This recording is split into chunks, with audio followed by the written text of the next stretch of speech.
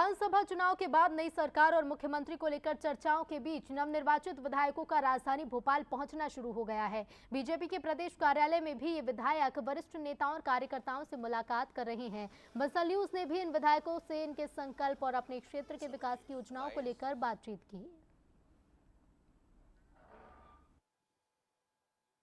मध्य प्रदेश में महाकौशल को लेकर बड़ी चर्चाएं रही और खासकर जबलपुर में तो कुछ ऐसी चर्चाएं हो गई कि क्या कांग्रेस वहां पर बढ़त ले लेगी। लेकिन भारतीय जनता पार्टी विश्वास के साथ कह रही थी कि महाकौशल में नया इतिहास रचेंगे। लेकिन मैं एक ऐसी सीट की बात कर रहा हूं जहां से अशोक रोहाणी लगातार चुनाव जीतते रहे हैं, चर्चा कुछ भी चलती रही। एक बार फिर जीत कर आए हैं तो शायद जबलपुर की जनता कुछ नई उम्मीदें भी करेंगे। अशोक जी, आपको बहुत बधाई, बहुत शुभकामनाएं। और क्या रहा कि इतना ज्यादा महाकौशल से और खासकर जबलपुर में जनता का आशीर्वाद मिल गया? जबलपुर की उपेक्षा कांग्रेस ने बहुत की थी और जिस तरीके से जनता ने उनको आशीर्वाद दिया था, कांग्रेस ने 15 महीने की सरकार में सबसे ज़्यादा अगर नुकसान किया तो महाकौशल का ही किया।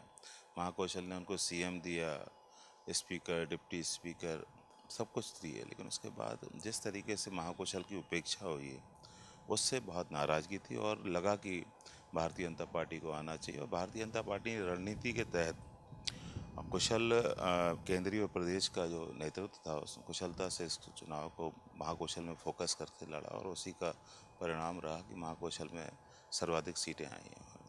अब क्या करने वाले हैं अशोक जी, चूंकि लगातार आप वहां से जीतते रहे? कौन से ऐसे काम छूट गए जिनकी तरफ आगे बढ़ना पड़ेगा? देखिए, 15 महीने की कांग्रेस की सरकार और 2 साल कोविड से हमारा क्षेत्र कुछ पिछड़ा जरूर, लेकिन हमने स्वास्थ्य, शिक्षा, रोजगार और स्पोर्ट्स को एजेंडा बनाया है और उसी पर हम काम कर रहे हैं और उसको सुदृढ़ करने के लिए लगातार हम प्रयास भी कर रहे हैं। आने वाले समय में जबलपुर में एम्स हॉस्पिटल खुले, ये हमारा सपना है।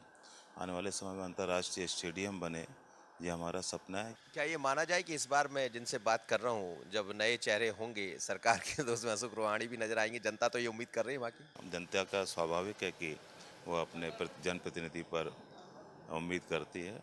अब निर्भर करता है केंद्रीय और प्रदेश नेतृत्व पर। आशीष खरे के साथ मनोज सैनी, बंसल न्यूज़, भोपाल।